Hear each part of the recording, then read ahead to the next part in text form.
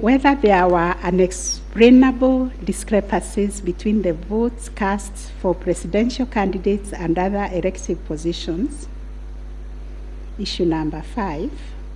The first petitioner was categorical that there was systemic ballot stuffing in certain counties, mainly in the Rift Valley and central parts of Kenya, where, according to him, a total of 33,208 votes were cast for president only, without corresponding votes for the other elective positions. On the part of IEBC and the chairperson, while acknowledging that indeed in some instances there was vote differential between those cast for president and for other positions, but maintained that they were insignificant, and those instances related to votes by prisoners and citizens in the diaspora who only vote for the president but did not take part in other elective positions. The differential also includes rejected ballot papers and stray votes which do not count as valid votes.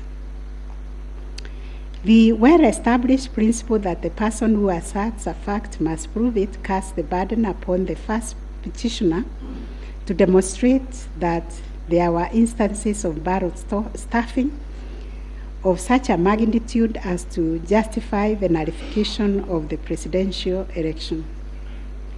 Ballot stuffing, which is an illegal addition of extra ballots, is a type of electoral fraud aimed at swinging the results of an election towards a particular direction.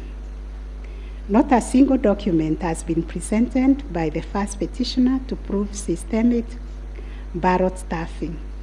A figure of 33,208 votes relied on in this claim is based on unproven hypothesis that since the number of votes cast for the president is higher than those for other positions, then, without more, it must follow that there was fraud.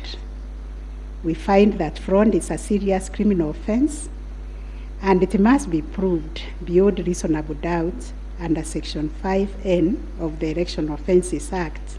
It is indeed an offense for a person to vote more than once in any election. IEBC has provided a plausible explanation for the vote differential, citing categories of voters who only vote for the president, such as prisoners and Kenyans in the diaspora. There were an insignificant number of stray votes whose combined effect cannot justify nullification of the election.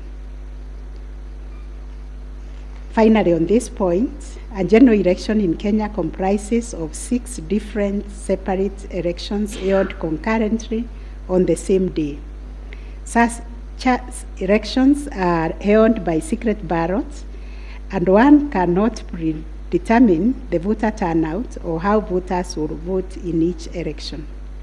None of the parties has flagged anything so significant that it would have affected the outcome of the presidential election vis-a-vis the other 5 elections held on the same day.